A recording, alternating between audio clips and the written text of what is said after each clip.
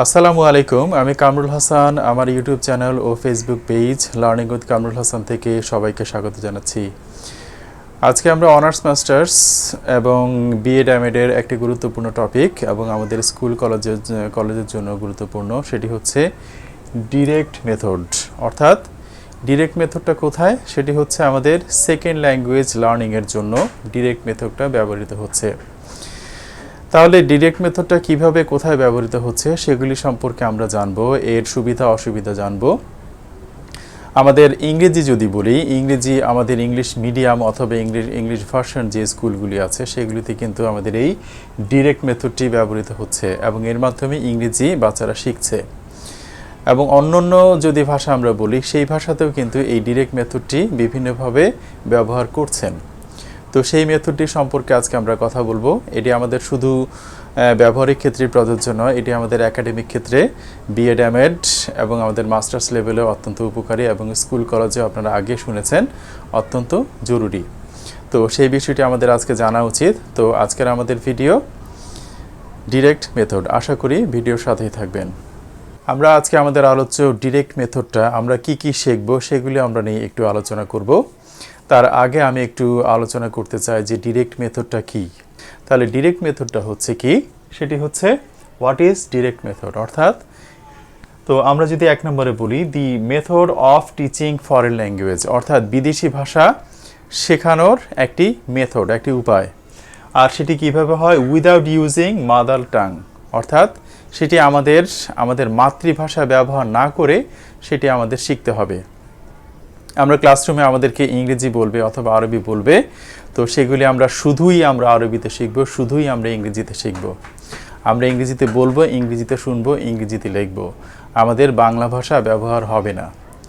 তো সেটি একটি উদাহরণ দিলাম। এইভাবে আমাদের ডিরেক্ট মেথডটা ব্যবহৃত হয়। নাম্বার 2 আসে, ইট only uses target language to teach target language. যেটি আমরা বললাম, আমাদের টার্গেট ল্যাঙ্গুয়েজ যদি সেকেন্ড ল্যাঙ্গুয়েজের ক্ষেত্রে যদি বলি ইংরেজি, তাহলে সেই ইংরেজি আমরা ব্যবহার করব। আমরা সেটি ল্যাঙ্গুয়েজ ক্লাসে হতে পারে অথবা আমাদের ইংলিশ ভার্সন অথবা ইংলিশ মিডিয়াম যে ক্লাসগুলো সেগুলিতেও হতে পারে। সেখানে ইংরেজি ব্যবহার করা হয়, ইংরেজি লেখা হয়, ইংরেজি শোনা হয়, এভরিথিং ইংরেজি। এর মাধ্যমে বাচ্চাদের মাথায় ঢুকে যায়, বাচ্চারা আস্তে আস্তে প্র্যাকটিস করে, তার মাধ্যমে সেই টার্গেট ল্যাঙ্গুয়েজ ইংরেজি সেটি তারা শিখে নেয়। Number 3, it is also called natural language. এটাকে ন্যাচারাল, প্রাকৃতিক ভাষা বলা হয়ে থাকে, because of its learners do not use native language, অর্থাৎ তারা তাদের নিজস্ব ভাষাটা ব্যবহার করে না। ব্যবহার না করেই দেখে দেখে শেখা, বলে বলে শেখা, এর মাধ্যমে অনেক ভুল থাকতে পারে, অনেক কথা থাকতে পারে। কিন্তু আমি আমার আরেকটি ভিডিওতে প্রকাশ করেছিলাম যে স্পিকিংটা কীরকম হবে। স্পিকিংটা আমি বলবো এবং আমি শুনবো এবং বলবো, আমার মনের ভাবটা যে কোনোভাবে প্রকাশ করে দেব। তো এটি হচ্ছে আমাদের স্পিকিং বাড়ানোর একটা কৌশল, সেটি কিন্তু আমাদের ডিরেক্ট মেথডে বলা হচ্ছে। আপনাকে একটি কাজ করতে বলা হয়েছে, আপনি শুদ্ধ করলেন কি অশুদ্ধ করলেন সেটা দেখা হচ্ছে না, আপনি যে কোনোভাবে বলবেন, বলতে বলতেই আপনাদের ফ্লুয়েন্সি চলে আসবে। তাহলে ডিরেক্ট মেথডে এই বিষয়টি ব্যবহার করা হচ্ছে, আপনার বাংলাটা আপনি ব্যবহার করবেন না, আপনার নেটিভ ভাষা, আপনার মাতৃভাষাটা আপনি ব্যবহার করবেন না। তাহলে এই হচ্ছে আমাদের ডিরেক্ট মেথডের প্রাথমিক ধারণা। তাহলে ডিএম মেথড শুরুর আগে আমরা এর পটভূমি বা ব্যাকগ্রাউন্ডটি একটু দেখে নিই। তাহলে ব্যাকগ্রাউন্ডটি হচ্ছে কি, ফ্রেঞ্চ একজন লিঙ্গুইস্ট, তিনি ফাউন্ডেড বাই ফ্রাঙ্কোয়েস গুয়েন ইন 1860, তিনি এটি প্রতিষ্ঠা করেছেন এবং তিনি কি দেখলেন সেটি আমরা একটু আলোচনা করি। দেখা যাক। He observed hundreds of French students, তিনি শত শত ফ্রেঞ্চ স্টুডেন্টসদেরকে প্রতি অবজার্ভ করলেন, লক্ষ্য করলেন যে learning A foreign language and concluded that learning a foreign language should be in the same way, অর্থাৎ তিনি শত শত ফ্রেঞ্চ স্টুডেন্টসদের প্রতি অবজার্ভ করলেন, তাদের প্রতি লক্ষ্য করলেন এবং তিনি একটি সিদ্ধান্তে আসলেন যে সেকেন্ড ল্যাঙ্গুয়েজটা লার্নিং হওয়া উচিত প্রথম ল্যাঙ্গুয়েজটা আমরা যেভাবে লার্ন করি, the same way by which people learn L1, অর্থাৎ আমরা সবাই মাতৃভাষাটা যেভাবে আয়ত্ত করি সেকেন্ড ল্যাঙ্গুয়েজটাও তাদের সেভাবে আয়ত্ত করা উচিত, সেটি তিনি প্রথমত অবজার্ভ করলেন। এবং তাহলে এর এইমটা কীরকম এবং কিভাবে চলে, কিভাবে ব্যবহার হয়, সেগুলো আমরা একটু দেখি। তাহলে তিনি বলছেন it aims to use the target language. তাহলে সে আমাদের টার্গেট ল্যাঙ্গুয়েজটা ইউজ করার জন্য এটার এইম থাকে অথবা উদ্দেশ্য থাকে। তাহলে টার্গেট ল্যাঙ্গুয়েজ যদি ফ্রেঞ্চ হয়ে থাকে, তাহলে ডিরেক্ট মেথডে আমাদের একটি টার্গেট ল্যাঙ্গুয়েজকে টার্গেট করা হয় এবং সেই ল্যাঙ্গুয়েজটা ব্যবহার করা হয়। সেই ল্যাঙ্গুয়েজটা আমাদের সেই যে এনভায়রনমেন্ট, সেই এনভায়রনমেন্টের মধ্যে ব্যবহার করা হয় এবং এর দেখতে দেখতে বা শুনতে শুনতে ব্যবহার করতে করতে সেই স্টুডেন্টসরা সেটি লার্ন করে। তো সেটাই বলা হচ্ছে it aims to use the target language to communicate with daily words. আমাদের প্রতিনিয়ত যেই নিত্য প্রয়োজনীয় যে কাজগুলি আমরা করি, সেই যে ওয়ার্ডগুলি সেইগুলি ব্যবহার করা হয়, সেগুলি ব্যবহারের মাধ্যমে আমরা প্রতিদিন শিখতে থাকি। তারপরে গ্রামার টট ইন্ডাকটিভলি, অর্থাৎ গ্রামার এখানে শেখানো হয় না।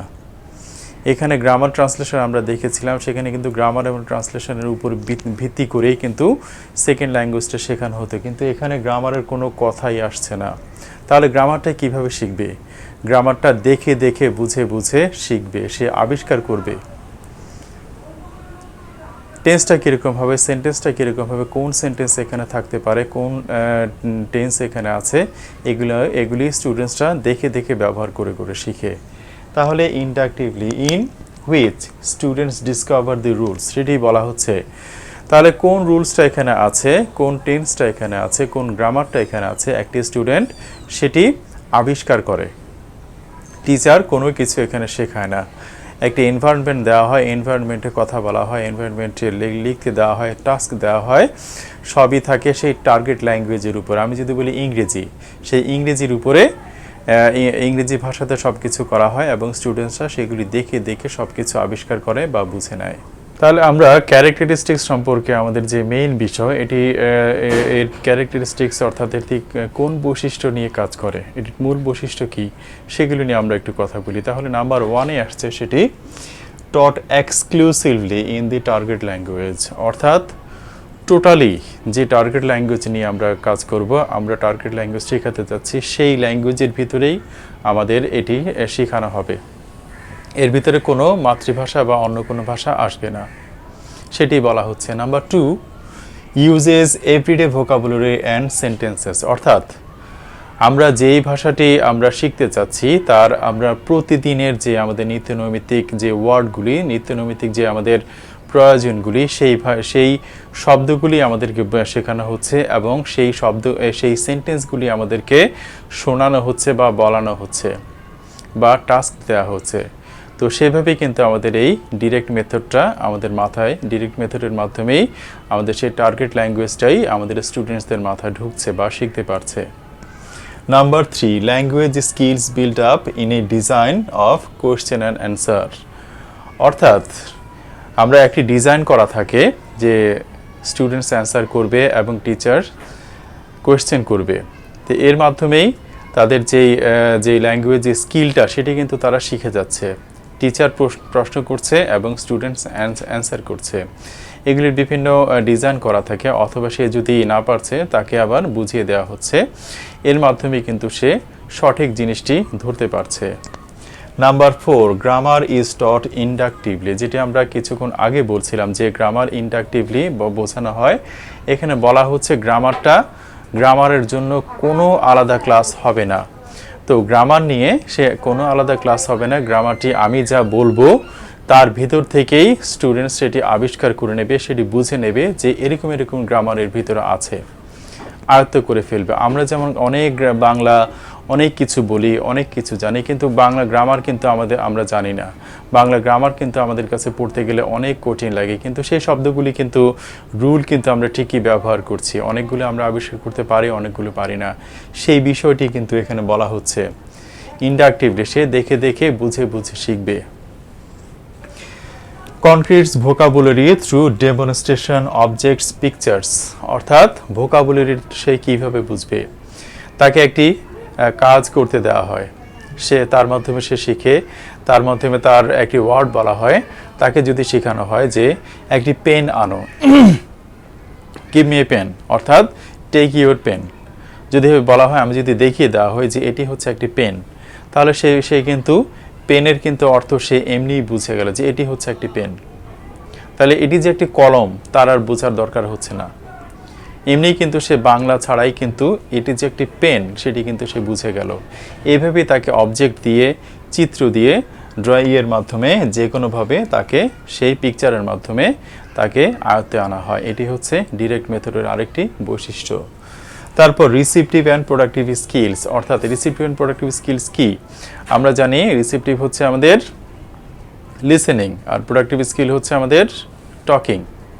আরও দুটি আছে আমাদের, সেগুলি নাইবা বললাম। তারপর আমরা যদি এগুলি যদি আমাদের এর ভিতরে আছে, অর্থাৎ কি, টিচার আমাদেরকে বলছে, স্টুডেন্টসরা শুনছে, আবার স্টুডেন্টস বলছে, টিচার শুনছে। এভাবে রিসিপটিভ অ্যান্ড প্রোডাক্টিভ স্কিলের বিভিন্ন, আবার তাদেরকে কিন্তু খাতায় লিখতেও হয়। তো সে যা শুনলো, টিচার যা বললো, সেগুলি আবার তাকে তা লিখতে হয়। ডিকটেশন দেওয়া হয়, প্রথমে 3 বার ডিকটেশন দেওয়া হয়, আবার প্রথমে খুবই স্লোলি দেওয়া হয়, আবার ধীরে ধীরে স্পিডে আনা হয়। এই ডিকটেশনের মাধ্যমেও সে কিন্তু লিসেন করলো এবং লেখার মাধ্যমে কিন্তু সেই প্রোডাক্টিভ স্কিলটা দেখালো। এর মাধ্যমেও তার কিন্তু সেই টার্গেট যে ল্যাঙ্গুয়েজ, ইংরেজি বলি অথবা অন্য কিছু বলি, সেই ল্যাঙ্গুয়েজটা কিন্তু সে আয়ত্ত করে নিচ্ছে, সেই কথাই বলা হচ্ছে এখানে। নাম্বার 7 এবং শেষে আমরা দেখি correct pronunciation and grammar is emphasised. অর্থাৎ আমি যদি একটি ভোকাবুলারি, আমি যদি এখানে বলি এটি হচ্ছে পেন, তো আমি সঠিক প্রোনাউন্সিয়েশনটাই কিন্তু আমার স্টুডেন্টসকে শেখাচ্ছি, সেও কিন্তু পেনটাই শিখছে। তারপর আমি যদি আরেকটি ওয়ার্ড, আমাদের আঞ্চলিক ভাষা কিন্তু এক এক রকম হয়ে যায়, নোয়াখালীতে একরকম, চাঁদপুরে একরকম, বরিশালে আরেক রকম, ঢাকায় আরেক রকম। তো এক একজন কিন্তু, আমরা যদি নোয়াখালী চাঁদপুর বলি, তারা কিন্তু পেনকে এফ বলে, ফেন বলবে তারা। আমরা বলি ফ্রেন্ড, তারা বলবে ফ্রেন্ড। আবার তারা এফকে কিন্তু আবার পি বলে। তো এই ধরনের অনেক কিছু বিষয় আছে। তো একজন টিচারের কাছ থেকে সে যদি প্রথম ওয়ার্ডটা শুনে যে ফ্রেন্ড হচ্ছে ফ্রেন্ডই, এফকে পি বলা যাবে না, তো এই ধরনের সে যদি উচ্চারণ করে যদি শুনিয়ে দেয়, উচ্চারণ করে যদি স্টুডেন্টসটাকে প্রথম যদি শুনে, যেমন বিদেশিরা শুনছে, বিদেশি একটি বাচ্চা তার মার কাছ থেকে কিন্তু সঠিক ওয়ার্ডটি শুনছে। তো এরকমভাবে আমরা যদি এই স্টুডেন্টসটা যদি আমাদের কাছ থেকে সঠিকটা শুনে, তাহলে সে সঠিকটি বলতে পারবে, লিখতে পারবে। সেটি বলা হচ্ছে এখানে, সঠিক উচ্চারণ এবং গ্রামার এখানে এমফাসাইজ করা হচ্ছে। ঠিক আছে, সঠিকটাই হতে হবে। তাহলে এই গেল আমাদের ক্যারেক্টারিস্টিক্স, যার মাধ্যমে আমাদের গ্রামার, আমাদের ডিরেক্ট মেথডটা আমাদের ইমপ্লিমেন্ট হচ্ছে। ডিরেক্ট মেথডে টিচারের ভূমিকাটা কি হবে সেটি আমরা একটু দেখে নিই। অর্থাৎ একটি এনভায়রনমেন্টে, একটি সেকেন্ড ল্যাঙ্গুয়েজের এনভায়রনমেন্টে অথবা বিদেশি ল্যাঙ্গুয়েজের এনভায়রনমেন্টে একজন অবশ্যই ইনস্ট্রাক্টর থাকবে, সেটি হচ্ছে টিচার। তো টিচারের ভূমিকাটাই কীরকম সেটি আমরা একটু দেখে নিই। তাহলে টিচার করছে কি এখানে, the teacher's role is quite active. অর্থাৎ টিচারের ভূমিকাটা এখানে খুব বেশি কার্যকর, তার এখানে খুব বেশি ভূমিকা থাকে। নাম্বার 2 দেখি, teacher directs all the activities. সে সমস্ত অ্যাক্টিভিটিস, কার্যকলাপকে নির্দেশনা দেয়, সেই সব কিছু পরিচালিত করে। নাম্বার 3 দেখি, asks minimum questions and answers. অর্থাৎ মিনিমাম যতটুকু সম্ভব ততটুকু স্টুডেন্টকে সে প্রশ্ন করে এবং প্রশ্নের উত্তর নেয়। এর মাধ্যমে আমাদের রিসিপটিভ এবং প্রোডাক্টিভ স্কিলসটা উন্নত হচ্ছে স্টুডেন্টসদের। তো এর মাধ্যমে তার যে টার্গেট ল্যাঙ্গুয়েজ সেটি কিন্তু তার বেরিয়ে আসছে এবং সে দক্ষ হচ্ছে। নাম্বার 4 যদি আমরা দেখি, তাহলে teacher uses sentences instead of words. তাহলে টিচার কি করে, এক একটি ওয়ার্ড শেখানোর পরিবর্তে তাকে সেন্টেন্স বলা হয়, সেন্টেন্স জানতে চাওয়া হয় এবং সেন্টেন্স তাকে বলতে দেওয়া হয়, সেন্টেন্স লিখতে দেওয়া হয় এবং সেন্টেন্স বলা হয়। তো এবং ডিকটেশন, একটু আগে আমি বললাম ডিকটেশন একটি টেকনিক আছে, সেটি এখন দেখানো হচ্ছে না, সেই ডিকটেশন করানো হয়। তাহলে সেই সেন্টেন্স দেখানো হচ্ছে, সেন্টেন্স শেখানো হচ্ছে ওয়ার্ডের পরিবর্তে। এবং মেক্স স্টুডেন্ট স্পিক মাচ, অর্থাৎ যেটি অত্যন্ত গুরুত্বপূর্ণ, আমি আমার স্পিকিং ক্লাসে বলেছিলাম এর আগে যে কিভাবে আমাদের স্পিকিং এবিলিটিটা বাড়াতে হবে। আমাদের কতটুকু এবিলিটি ভিতরে আছে, কতটুকু ওয়ার্ড জানি সেটি জানার কোনো দরকার নেই কোনটি সঠিক, আমরা জাস্ট বলতে থাকবো। সেই বিষয়টি এখানে করা হচ্ছে যে সে টিচার স্টুডেন্টকে অনেক বেশি বলার জন্য সে কার্যক্রম তার হাতে নেয়, সে অনেক বেশি তাকে বলার জন্য পরিচালিত করে, স্টুডেন্টস অনেক বেশি বলে।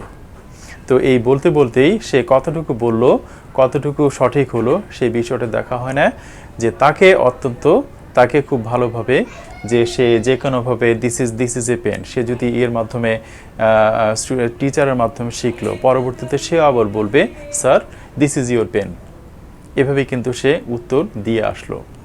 তো টিচার স্টুডেন্টসকে অনেক বেশি বলাতে বাধ্য করে, তাহলে এখানে স্টুডেন্টস অনেক বেশি শেখে। তাহলে এরপর আমরা দেখব স্টুডেন্টস রোল।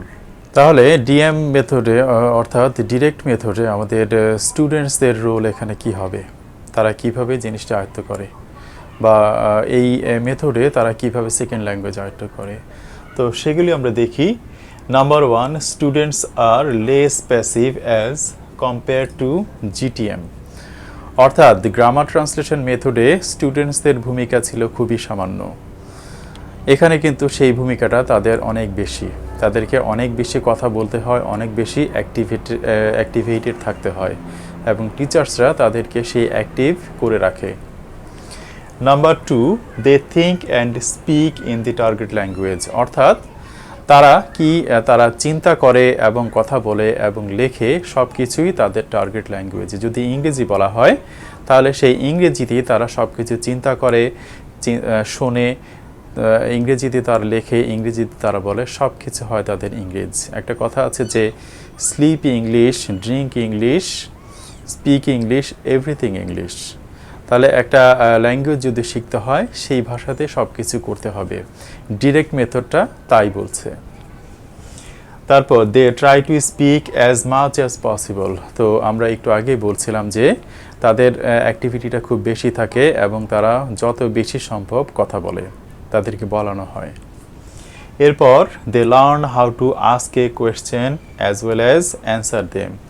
অর্থাৎ তারা শেখে কীভাবে তাদেরকে অন্যকে প্রশ্ন করতে হয় এবং তার অ্যান্সারও দিতে হয়, অন্য প্রশ্ন করলে তার অ্যান্সারও কীভাবে দিতে হয় এটিও তারা শেখে। তো এই গেল আমাদের স্টুডেন্টস এবং টিচার্সদের রোল ইন ডিরেক্ট মেথড।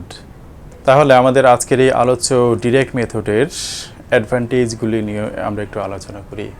তাহলে নাম্বার 1 আসছে কি, it focuses on real life communication. অর্থাৎ আমাদের রিয়েল লাইফে কমিউনিকেট করতে কি কি প্রয়োজন হয়, কিভাবে কোন দক্ষতাগুলো দরকার হয়, কোন ধরনের সেন্টেন্স শিখতে হবে, ভোকাবুলারি শিখতে হবে, সেই বিষয়গুলি আমাদেরকে প্র্যাকটিস করানো হয়, অথবা আমাদেরকে সেই টাস্ক দেওয়া হয়, কোশ্চেন এবং অ্যান্সার করা হয়। নাম্বার 2 আসছে, it gives a lot of emphasis on real communication and interaction. অর্থাৎ সেটি বলা হচ্ছে অনেক বেশি গুরুত্ব দেওয়া হয় আমাদের যেই বাস্তব জীবন, সেই বাস্তব জীবনে চলাফেরা করার জন্য। আমরা দেখা যাচ্ছে যে আমরা একটি লিটারেচার পড়লাম, লিটারেচারের আমরা অনেক কিছু শিখে গেলাম, তো সেই লিটারেচার সেই ওয়ার্ডগুলি আমরা বাস্তব জীবনে ব্যবহার করতে পারছি না, তো সেই শিক্ষা কিন্তু আমাদের লাভ হবে না। তো যদিও সেটি দরকার কিন্তু খুব কম জরুরি। অন্যদিকে আমরা যদি রিয়েল লাইফের সিচুয়েশনগুলো হ্যান্ডেল করতে পারি তাহলে কিন্তু আমাদের অনেক বেশি উপকার হবে। আমরা নাম্বার 2 দেখি, তাহলে সেটি হচ্ছে কি আমাদের ডিরেক্ট মেথডের জন্য। তাহলে নাম্বার 2 হচ্ছে, it gives a lot of emphasis on oral communication and interaction. অর্থাৎ এটা আমাদের লেখার চেয়ে আমাদের ওরাল কম্পিটেন্ট হওয়ার জন্য অনেক বেশি এমফেসিস দেয়, অর্থাৎ গুরুত্ব দেয়। তো আমরা কমিউনিকেট করব, আমাদের দেশে কিন্তু ইংরেজি যদি বলেন তাহলে ইংরেজি কথা বলার কিন্তু অত্যধিক গুরুত্ব আমাদের দেশে বহন করে। তো সেই ছেলেটার চাকরিতে কিন্তু এর প্রাধান্যটা একটু বেশি থাকে। তো আমাদের ডিরেক্ট মেথডে কিন্তু সেই ওরাল কমিউনিকেশন অর্থাৎ ইন্টারাকশন, সেই ইন্টারাকশনের জন্য কথাটাই কিন্তু বলা হচ্ছে এবং সেটারই গুরুত্ব দেওয়া হচ্ছে বেশি। নাম্বার 3 আমরা দেখি, তাহলে it helps students feel competent. অর্থাৎ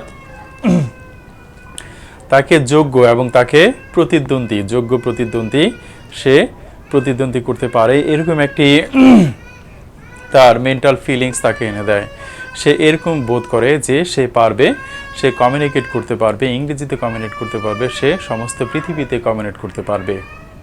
নাম্বার 4-এ বলা হচ্ছে যে ইট helps to get rid of using the target language, অর্থাৎ টার্গেট ল্যাঙ্গুয়েজকে আয়ত্ত করার জন্য এটি সাহায্য করে। অর্থাৎ টার্গেট ল্যাঙ্গুয়েজ, আমরা সেই ইংরেজি নিয়ে কথা বলি, তো সেই ইংরেজি বিষয় আয়ত্ত করার জন্য আমাদের এই পদ্ধতিটি ডিরেক্ট মেথড অত্যন্ত সাহায্য করছে। আমাদের দেশে ইংলিশ মিডিয়াম এবং ইংলিশ ভার্সন স্কুলগুলোতে এটি ব্যবহার হচ্ছে। ইংলিশ ভার্সনগুলোতে হয়তোবা সেভাবে ব্যবহার হয় না, কিন্তু ইংলিশ মিডিয়াম স্কুলগুলোতে এটি ব্যবহৃত হচ্ছে। তো তারা কিন্তু ইংরেজিতে বেশ ভালো কথা বলে এবং এই মেথডের কল্যাণে। তারপর কি, it helps to create a participatory interactional language learning environment. তাহলে কি, একটি পরিবেশ তৈরি করে এটি, যেখানে পার্টিসিপেটরি অর্থাৎ অংশগ্রহণমূলক একটি ল্যাঙ্গুয়েজের এনভায়রনমেন্ট তৈরি করে, যেখানে তারা এটি নিয়ে participatory interactional language learning environment, একটি পরিবেশ তৈরি করে যেখানে তারা অংশগ্রহণ করতে পারে, স্টুডেন্টস অংশগ্রহণ করতে পারে এবং তাদের কনফিডেন্স অনেক বৃদ্ধি পায় এবং দক্ষতা বৃদ্ধি পায়। তাহলে এই হচ্ছে আমাদের অ্যাডভান্টেজেসগুলি। এই কারণে আমাদের স্টুডেন্টসরা বিদেশি ল্যাঙ্গুয়েজ অর্থাৎ ইংরেজির উপরে অনেক দক্ষ হয়ে উঠছে এই পদ্ধতিটা প্রয়োগ করার কারণে। আমরা ডিরেক্ট মেথডের ডিসঅ্যাডভান্টেজেসগুলি সেগুলি একটু দেখে নিই, কারণ প্রত্যেক কিছুরই ভালো এবং খারাপ দিক রয়েছে। সেই খারাপ দিকগুলি আমরা একটু দেখে নিই। তাহলে নাম্বার 1-এ আসছে, it does not give any value to the L1 in learning L2। তাহলে এটি আমাদের মাতৃভাষার কোনো ভ্যালু দিচ্ছে না, মাতৃভাষার কোনো গুরুত্বই দিচ্ছে না। তো এটি কিন্তু একদিক থেকে খারাপ। আমাদের রবীন্দ্রনাথ বলেছিলেন যে আগে যাই বাংলা ভাষার গাঁথুনি, তারপর ইংরেজি শেখার পত্তন। আমরা যদি নিজেদের ভাষায় ভালো হতে পারি তাহলে কিন্তু আমরা আমাদের বিদেশি ল্যাঙ্গুয়েজের উপর আত্মস্থ করতে পারবে, বেশি আমাদের প্রাধান্য থাকবে অথবা আমাদের কর্তৃত্ব থাকবে। সেটি কিন্তু এখানে হচ্ছে না। তাহলে আপনি সরাসরি বিদেশি একটি ল্যাঙ্গুয়েজ দিয়ে যে সব স্টুডেন্টসকে আপনি একইভাবে সামর্থ্য দক্ষ করতে পারবেন, সেটি কিন্তু সম্ভব না। তাহলে ধীরে ধীরে যদি উপরে ওঠা যেত তাহলে কিন্তু এই বিষয়টি আমাদের কাছে আসতো না। তাহলে এই বিষয়টি কিন্তু আমাদের কাছে অত্যন্ত একটি খারাপ দিক বলে প্রতিগণিত হচ্ছে।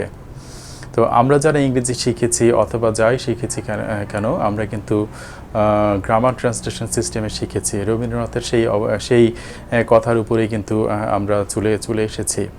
তো এই সেকেন্ড ল্যাঙ্গুয়েজ শেখার ক্ষেত্রে আমাদের ফার্স্ট ল্যাঙ্গুয়েজের কোনো দাম থাকবে না, সেটি কিন্তু মেনে নেওয়া যাচ্ছে না। Number 2, it aims at creating an environment where children learn their L1। অর্থাৎ এটি এমন একটি এনভায়রনমেন্ট তৈরি করে যেখানে তারা আমাদের L1-এর ভিতরে আমরা মাতৃভাষায় কথা বলছি, ভাষায় কথা বলছি, মা বাবার সাথে কথা বলছি, সেখানে আমরা L1, আমরা L2 ইংরেজি ভাষা শিখব, সেটি খুব একটা অ্যাম্বিশাস বলে মনে হচ্ছে। Number 3, it does not emphasise writing and reading skills. অর্থাৎ এটি রিডিং অ্যান্ড রাইটিংয়ের যেই ইম্পর্টেন্ট দুটো স্কিল আছে সেই স্কিলকে গুরুত্ব দিচ্ছে না, যা অত্যন্ত গুরুত্বপূর্ণ, এরাও এখানে বলছে।